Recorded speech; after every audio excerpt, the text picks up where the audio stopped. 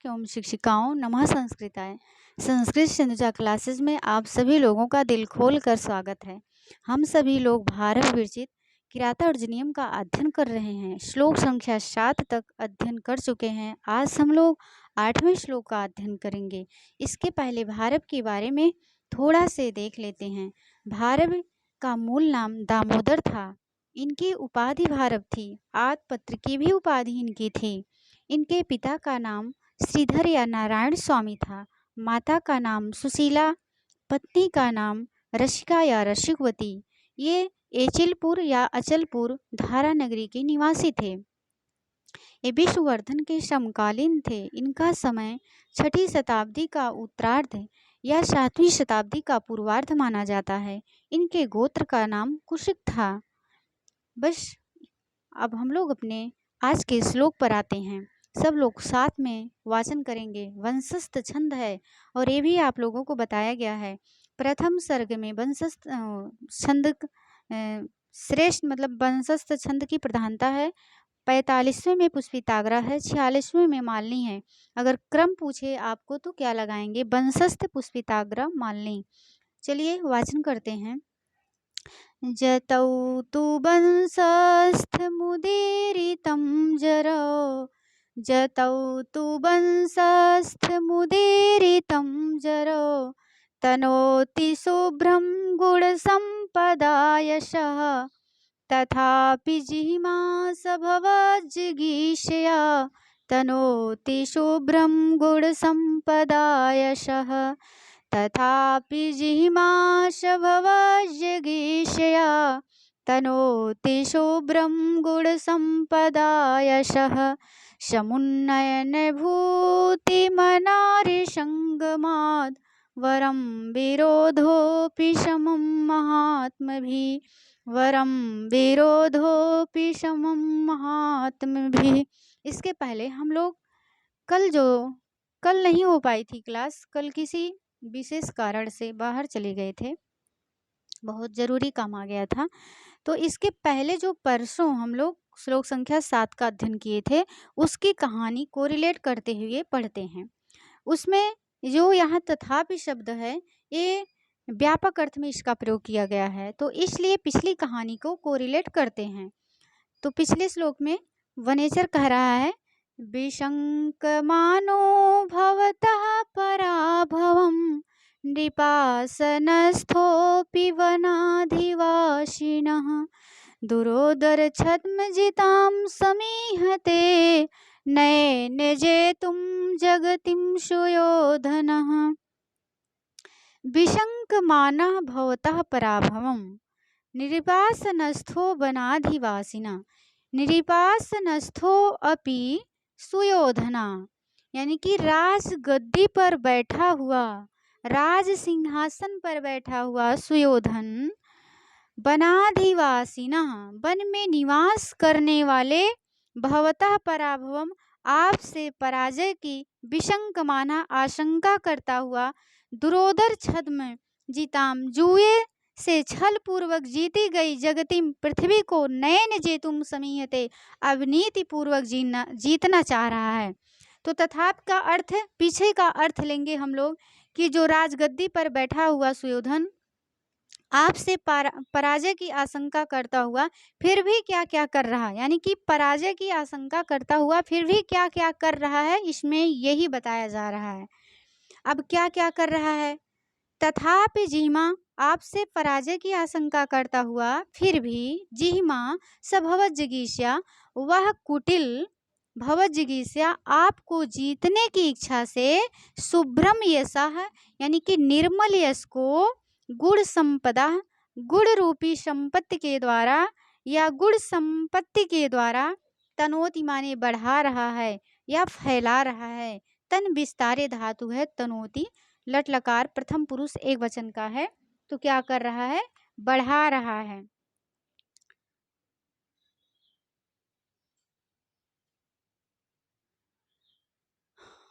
तथापि जिह्मा सभवज्जिगीषया, फिर भी वह कुटिल, भवज्जिगीषया, आपको जीतने की इच्छा से, शुभ्रम यशः, गुण संपदा, तनोति, अपने निर्मल यश को, गुण संपदा के द्वारा, गुण संपत्ति के द्वारा फैला रहा है।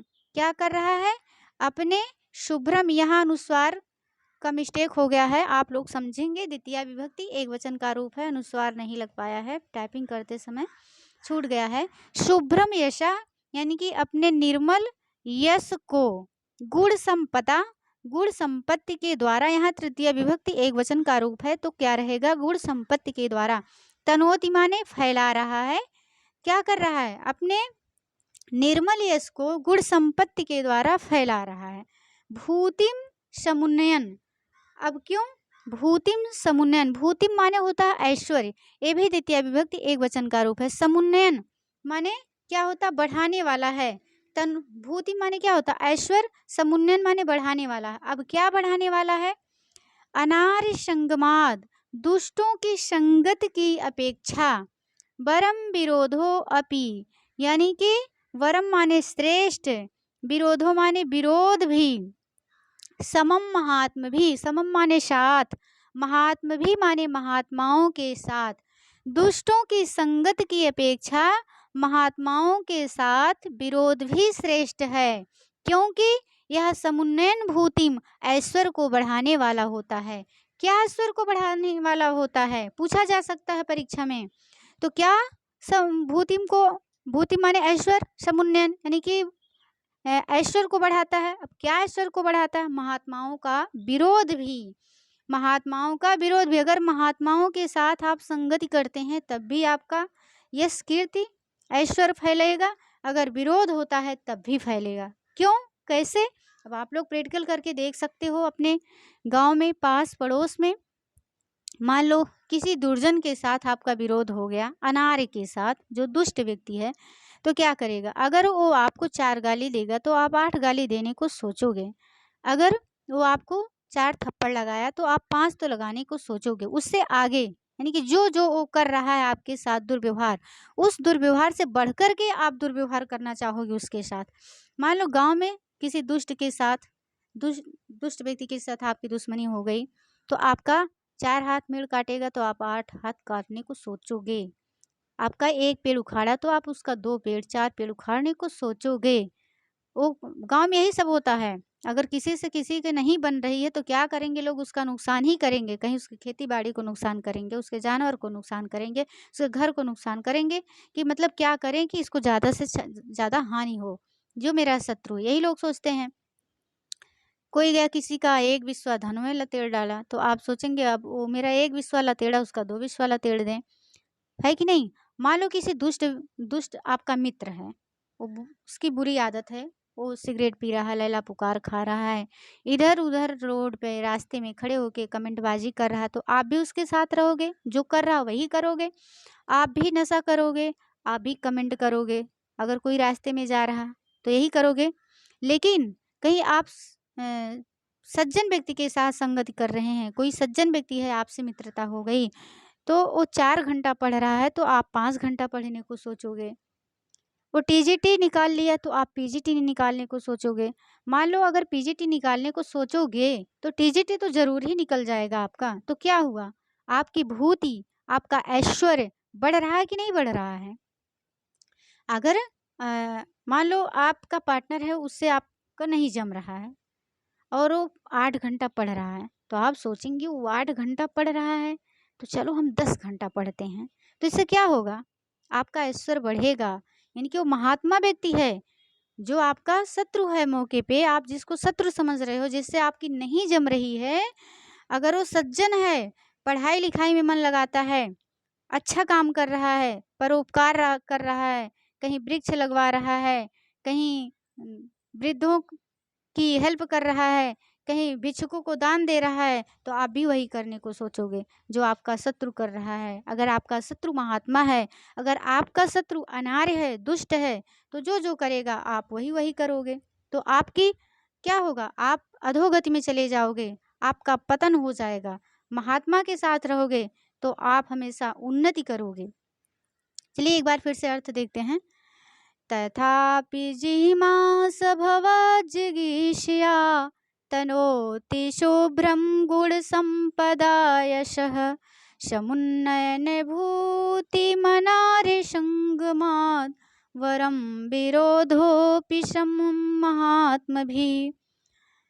तथापि जिह्मा सभवजिगीषा, फिर भी वह कुटिल सुयोधन भवजिगीषा आपको जीतने की इच्छा से शुभ्रम यशः यानी कि अपने निर्मल यश को गुण संपदा गुण संपत्ति के द्वारा तनोति माने फैला रहा है। अनार्य संगमाद बरम विरोधो अपि समम महात्मभिः। दुष्ट लोगों की संगत की अपेक्षा महात्माओं के साथ विरोध भी श्रेष्ठ होता है। वरम माने श्रेष्ठ, विरोधो अपि माने विरोध भी, समम माने साथ, महात्मा भी माने महात्माओं के। यानी कि अनार्य लोगों दुष्ट लोगों की संगत की अपेक्षा महात्माओं के साथ विरोध भी श्रेष्ठ होता है। भूतिम समुन्नयन क्योंकि वह ऐश्वर्य को बढ़ाने वाला होता है। अब दुर्योधन को ले लो। दुर्योधन का विरोध किसके साथ हुआ है? युधिष्ठिर के साथ हुआ है। युधिष्ठिर क्या है? महान है, महात्मा है, महान आत्मा वाले हैं, वो महात्मा है। तो जो जो युधिष्ठिर जनता के साथ करते थे, उनके शासनकाल में जनता एकदम सुखी रहती थी। तो भले वह युधिष्ठिर से छल पूर्वक पृथ्वी को जीता है दुर्योधन, लेकिन वह उनके जैसा व्यवहार करने को सोचेगा। किस लिए सोचेगा? कि यह जो राज्य है अस्थायी रूप से इस पर मेरा अधिकार बना रहे, मैं राजा बना रहूं। जो जो युधिष्ठिर करते थे उनसे जनता प्रसन्न रहती थी, वही वही काम हमें भी करना है। तो क्या हुआ? उसके व्यवहार में परिवर्तन हुआ कि नहीं? दुश्मनी से ही तो कर रहा है, लेकिन किसके साथ उसकी दुश्मनी हुई? महात्मा के साथ हुई है। तो वो भी महात्माओं वाला काम कर रहा है। मान लो कोई नेता बहुत मतलब अच्छा नहीं था, गलत व्यक्ति था, और राजनीति में चला गया, नेता बना, नेता से फिर विधानसभा में गया, राज्यसभा में गया, जीते जीते मुख्यमंत्री प्रधानमंत्री बन गया। ठीक है, उसके दिल से मतलब जनता के प्रति सहानुभूति नहीं है, लेकिन अगर वहाँ तक वो पहुँच गया है तो सोचेगा ऐसी ऐसी नीतियों को लाएं कि जिससे आने वाले समय में हम ही मुख्यमंत्री बने रहें, हम ही प्रधानमंत्री बने रहें, या जो राज्य है आने वाले समय में मेरे अधीन रहे, सत्ता में मैं रहूं, यही ना सोचेगा। अब क्या है, इसीलिए तो वर्तमान की सरकार क्या कर रही है? 5 किलो राशन दे रही है और उसी पर जनता खुश है कि चलो योगी जी मोदी जी हमें 5 किलो राशन दे रहे हैं, हम खा रहे हैं, मेरा पेट भर रहा है। तो क्या है, ये सरकार स्वार्थ बस कर रही है। सरकार स्वार्थ बस करती है, जो भी योजनाएं लाती हैं। कुछ लोग होते हैं कि दिल से वाकई में जनता से प्यार करते हैं, लेकिन कुछ लोग होते हैं अपने राजगद्दी के लालच में, राज सिंहासन के लालच में ऐसी ऐसी योजनाएं लाते हैं। बहुत राज्य मतलब अलग अलग राज्य की जो राज्य सरकारें हैं अलग अलग नीतियां ला रही हैं, अलग अलग योजनाएं ला रही हैं। किस लिए ला रही हैं? कि जनता खुश हो, आने वाले समय में पुनः हम मुख्यमंत्री बने, इसीलिए सरकारें करती हैं।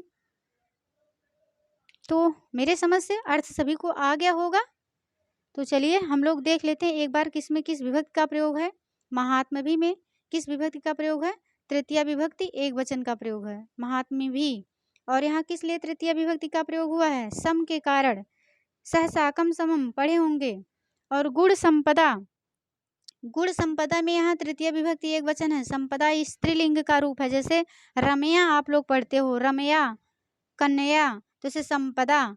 तो संपदा के द्वारा यहाँ किस सूत्र से तृतीया हुई? साधक तमम कर्णम, साधक तमम कर्णम से इसकी कर्ण संज्ञा हुई, और कर्ति कर्णोस तृतीया से तृतीय विभक्ति हुई। हो सकता है अब की बार पेपर में पूछ ले, ये लाइन दे करके तनोति शुभ्रम गुण संपदा, ऐसा यहाँ गुण संपदा में तृतीय विभक्ति किस सूत्र से हुई है? तो अगर संज्ञा पूछेगा तो इसकी कर्ण संज्ञा किस सूत्र से हुई? तो साधक तमम कर्णम लगाएंगे, क्योंकि जो यह शुभ्र यसम, शुभ्रम यसम ऐसा है, जो शुभ्रम है या यश का विशेषण है। यश कैसा है? शुभ्र है, निर्मल है। जो अपने निर्मल यश को फैला रहा है तो उसका करण साधन क्या है? गुण संपदा, गुण संपत्ति के द्वारा वह फैला रहा है। तो यहाँ कर्ति कर्णों से तृतीय विभक्ति का प्रयोग है। क्षम्यताम, हाँ, नहीं सही बोल रहे हैं। कर्तकर्डों से तृतीया विभक्ति का प्रयोग, अगर ऐसा पूछेगा कि सूत्र से तृतीया विभक्ति का प्रयोग है तो कर्तकर्डों से तृतीया ही लगाएंगे आप लोग। जब ये पूछेगा करण संज्ञा किस सूत्र से हुई है तो वहां पर साधक तमम करणम लगाएंगे। अब भवजिगीषा, यहाँ भी तृतीया विभक्ति का प्रयोग हुआ है। भवजिगीषा, यहाँ भी तृतीया विभक्ति है, तो यहाँ किस सूत्र से हुई है? हेतो। तृतीया विभक्ति में एक सूत्र आप लोग पढ़े होंगे, हेतो। हेतो से यहाँ तृतीया विभक्ति का प्रयोग हुआ है। चलिए अब हम लोग प्रत्यय पे चलते हैं। यहाँ शुभ्रम में अनुस्वार टाइपिंग करते समय छूट गया है। यहाँ द्वितीय विभक्ति एक वचन का प्रयोग है, शुभ्रम। यहाँ तनोति जो है, तन विस्तारे धातु है, लट लकार प्रथम पुरुष एक वचन है। यशः जो है, यशा द्वितीय विभक्ति एक वचन का रूप है। यशा द्वितीय विभक्ति एक वचन का रूप है। यशा आप लोग पढ़े होंगे, जिस विभक्ति, जिस लिंग में, जिस वचन में विशेष रहता है वही लिंग, वही वचन, वही विभक्ति आपके विशेषण की होती है। तो यहाँ द्वितीय विभक्ति यशा बहुत इंपॉर्टेंट है। द्वितीय विभक्ति एक वचन का है यशा, तो इसका विशेषण क्या है? शुभ्रम है, तो ये भी द्वितीय विभक्ति एक वचन का है। भूतिम में द्वितीय विभक्ति एक वचन है, भूतिम। महात्म भी बता ही चुके हैं, तृतीय विभक्ति एक वचन है। समुन्नयन, समुन्नयन प्रथमा विभक्ति एक वचन का है, समुन्नयन। संपदा तृतीय विभक्ति एक वचन। तनोति लट लकार प्रथम पुरुष एक वचन। स, स व तद का, तद पुलिंग का प्रथम पुरुष एक वचन है। जिह्मा, जिह्मा बहुत इंपॉर्टेंट है, ये पूछा गया, हो सकता है आपकी बार इसमें विभक्ति ही पूछ ले, कौन सी विभक्ति कौन सा वचन है, तो प्रथमा विभक्ति एक वचन है। जिह्मा किसके लिए आया है? सुयोधन के लिए आया है, दुर्योधन के लिए आया है। यहाँ स पद जो आया है वो भी किसके लिए आया है? दुर्योधन के लिए आया है, सुयोधन के लिए। जिह्मा माने कुटिल, प्रथम पुरुष एक वचन है जिह्मा। अब यहाँ तो चलिए कुछ नहीं छूट रहा, अब हम लोग प्रत्यय देख लेते हैं। व्याकरणात्मक टिप्पणी में प्रत्यय देखिए। तथा, तथा कैसे बना है? तद से थाल प्रत्यय लगा है, प्रकार वचने थाल सूत्र से। तथा में थाल प्रत्यय है। जिह्मा, जिह धातु है, पहले शुरू से देखेंगे आप लोग, शुरू में जिह धातु नहीं बन गई है, इसका आप लोग चीड़ फाड़ करके देखिए, ऑपरेशन कर लीजिए, 1 मिनट। जिह्मा, जिह्मा कैसे बना है? शुरू में यह हा ओ हा त्यागे धातु थी, पहले में यह हा धातु थी, ठीक है। तो हा के जो यह आकार है इसका लोप हो गया, लोप हो करके केवल हा बचा। हा धातु थी, ओ हा त्यागे, तो आकार का लोप हो गया, बस क्या बचा? हा बचा। अब हा को जिह आदेश हो गया, हा को क्या आदेश हो गया? जी। अब पेपर में कुछ भी पूछ सकता है, अगर हा धातु देगा तब भी आप लोग सही लगाएंगे, जी धातु देगा तब भी सही लगाएंगे। तो हा था, अनुस्वार का यहाँ आकार का लोप हुआ, हा बचा, हा का जी आदेश हुआ। अब जी जब आदेश हुआ तो इसमें औडादिक मन प्रत्यय लगाएंगे, औडादिक मन प्रत्यय लगाएंगे तो आपका क्या बनेगा? जिह्मा। अब अगर इतना ही पेपर में देता है तो जी मन, यानी कि कौन सा प्रत्यय है? मन प्रत्यय है। जिह्मा में जी धातु मन प्रत्यय है। चलिए आगे बढ़ते हैं, यहाँ धातु का निशान नहीं लगा है, छूट गया है। जिगीषा, जी जय धातु है, सन प्रत्यय धन आ प्रत्यय, फिर स्त्रीलिंग की विवक्षा में टाप प्रत्यय लगा है। जी जय धातु से सन आ टाप। संपदा, संपदा बहुत महत्वपूर्ण है। संपदा, सम उपसर्ग पद धातु क्विप प्रत्यय भाव अर्थ में हुआ है, सम पद क्विप। शुभ्रम, यह एक अलग प्रत्यय लग रहा है कि कुछ लोग पहली बार सुन रहे होंगे, रक प्रत्यय, तो इसलिए इसे नहीं भूलेंगे, शुभ्रम में रक प्रत्यय है, शुभ से रक प्रत्यय हुआ है। भूतिम, भू धातु है, एक तीन प्रत्यय भाव अर्थ में हुआ है, भूतिम। समुन्नयन, सम उपसर्ग उद उपसर्ग नि धातु सत्र प्रत्यय, सम उद नि सत्र। विरोधा, विरुद्ध घे भाव अर्थ में। संगमा, सम उपसर्ग है, गम धातु अप्रत्यय, सम अप सम गम अप। आर्य, आर्य कैसे बना है? रि धातु है, ऋत प्रत्यय है, कर्म अर्थ में, आर्य रि ऋत। समास देखिए, भवज्जिगीषया, भवतः जिगीषा इति भवज्जिगीषया षष्ठी तत्पुरुष समास है। गुण संपदा, गुणा नाम संपत इति गुण संपत षष्ठी तत्पुरुष समास है। फिर अनार्या, न आर्या इति अनार्या नए तत्पुरुष समास बनेगा। अनार्य संगमा, अनार्याणाम संगमा इति अनार्य संगमा षष्ठी तत्पुरुष समास है। महात्म भी, महान आत्मा एषाम तई महात्म भी बहुव्रीहि समास है। तनोति, तन धातु है, लट लकार प्रथम पुरुष एक वचन की क्रिया है, तन विस्तारे धातु होती है। कारक में देखेंगे भवजिगीषा में हेतु सूत्र से तृतीया विभक्ति का प्रयोग हुआ है, और गुण संपदा में साधक तमम करणम से करण संज्ञा, कर्तिकरणों से तृतीया विभक्ति।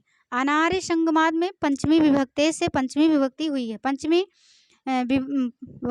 अपादान कारक में आप लोग एक सूत्र पढ़े होंगे पंचमी विभक्ति, इस सूत्र से अनार्य संगमात में पंचमी विभक्ति का प्रयोग हुआ। अलंकार देखेंगे, अर्थांतर न्यास अलंकार है। तो आज के लिए बस इतना ही देख लेते हैं। अर्थांतर न्यास में लग रहा है काबिलिंग भी हो सकता है, 1 मिनट कंफर्म कर लेते हैं।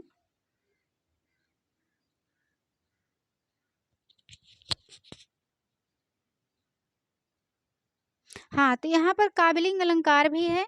अब काबिलिंग अलंकार कैसे है कि इसमें बताया गया है कि भूतिम समुन्नयन, ऐश्वर्य को बढ़ाने के लिए इस कारण पद से परम विरोधोपि समम महात्मभिः, यानी कि महापुरुषों का विरोध दुष्टों की संगत की अपेक्षा अच्छा होता है, इस कार्य को व्यक्त किया गया है। यानी कि एक जब काबिलिंग अलंकार किसे कहते हैं, जब एक वाक्य दूसरे वाक्य पर आश्रित रहता है तो उसे काबिलिंग अलंकार कहते हैं।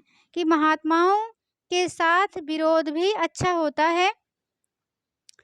कैसे होता है कि क्यों होता है? समुन्नयन भूतिम, क्योंकि वह ऐश्वर्य को बढ़ाने वाला होता है। तो इस एक कारण है ना, ऐश्वर्य को बढ़ाने वाला क्या हुआ? कारण है। तो इस कारण का मतलब एक कारण किस पे आश्रित है? परम विरोधो भी सम महात्म भी, क्योंकि महापुरुषों का विरोध दुष्टों की संगत की अपेक्षा अच्छा होता है।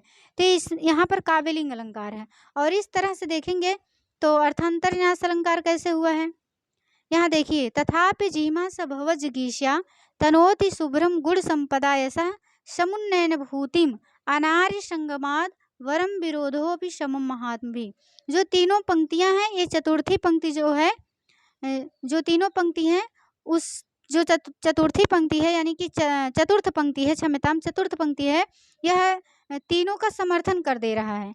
कि यानी कि वह कुटिल आपको जीतने की इच्छा से अपने निर्मल यश को गुण संपदा के द्वारा फैला रहा है, क्योंकि अनार्य यानी कि दुष्टों की संगत की अपेक्षा महात्माओं के साथ विरोध भी श्रेष्ठ होता है। यह समर्थन कर दे रहा है ना। तो यही क्या है, जब समान का विशेष से या विशेष का समान से समर्थन करते हैं तो वहाँ अर्थांतर न्यास अलंकार होता है। अब तीनों पंक्तियों को यह चतुर्थी पंक्ति समर्थन कर दे रही है, तो यहाँ पर कौन सा अलंकार हो गया? अर्थांतर न्यास अलंकार हो गया। और यहाँ समुन्नयन भूतिम, इसका कारण क्या है? इसका कारण है परम विरोधोपि समम महात्म भी।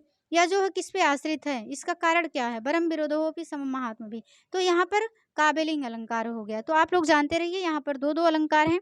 रीत क्या है? वैदर्भी है, गुण प्रसाद है, छंद वंशस्थ है। और कथन किसका है? तो कथन वनेचर का है। किससे कह रहा है? युधिष्ठिर से कह रहा है। यहाँ सहपद किसके लिए आया है? तो दुर्योधन के लिए आया है। जीमा किसे कहा गया है? दुर्योधन को कहा गया है। तो मेरे ख्याल से अब तो कोई प्रश्न नहीं बच रहा है कि जो आप लोगों को छूट जाए पेपर में। ठीक है, आज के लिए बस इतना ही। मिलते हैं हम लोग किसी दूसरे वीडियो में। नमः संस्कृताय। जय हिंद, जय भारत, वंदे मातरम।